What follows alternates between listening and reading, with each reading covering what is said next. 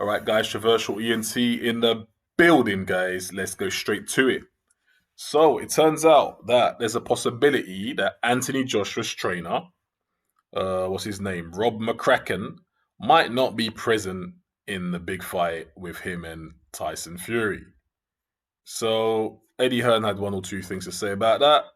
And cut a long story short, he basically simply says that Rob McCracken's got other commitments with the GB boxing team, which is the Great British boxing team, and who will be taking part in the Olympics in Tokyo from July to August. So because of that, he's got those commitments that he has to honor, and there's a possibility that this fight that he won't be present for the Joshua AJ fight. So then they asked him, how's that going to impact Anthony Joshua?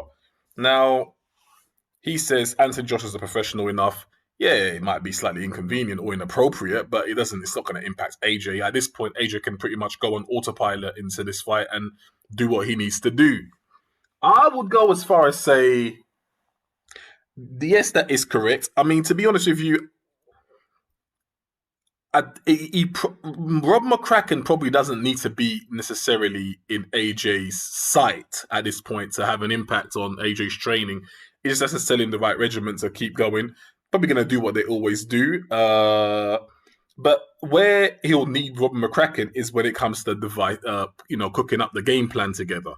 So, but then that doesn't have to be done physically in person. They can be on the phone and talk about it as a team, Zoom calls, all of that, right? You can utilize technology to having a sit down these days. You don't have to be physically present anymore. So is that a major insignificance? I don't think it's a major insignificance. Now, I can imagine some of you out there are thinking, should AJ bring someone along? Bring someone to the team? I don't think that is a good idea for Anthony Joshua necessarily. Because if you look carefully, he's already adopted and started implementing this new style of boxing, right? Where I suppose you could say in the Andy Ruiz rematch is when he was starting to show different looks. And then after that, when he fought Pulev, he started putting it together a bit better as a complete package. And he might ride with that. So we don't know. It depends on what strategy AJ implements on the night of the fight. But bringing in someone new, I don't know about all of that. I'm not sure if that could be more detrimental than it might be helpful to AJ at this point. I mean, if it's just to get in shape, I mean, AJ is in shape, but if it's just to get match fit or something like that, conditioning, that's fine. But if we're talking about,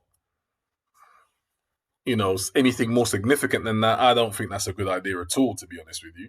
I think that would be more detrimental than anything else. So yeah, that's the situation. Rob McCracken might not be present.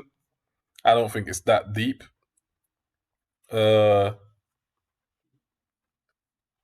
I'll give you a quote that was also said by Hearn. He goes, "I know Rob takes his position very seriously. He loves his job and the kids, so it's not ideal, but we can't move it a couple of weeks on either side. We don't have a choice. It's just too many people and things to fit around already with the fighters, trainers, countries, time zone, Olympics."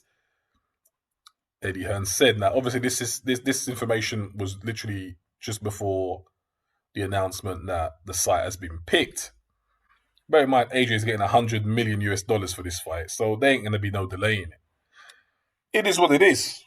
Let me know what you guys think. Does that impact AJ in any sort of way? I personally don't think it does, but maybe you don't feel different. That's the latest anyway. Traversal ENT signing out, guys. Might be back with some more.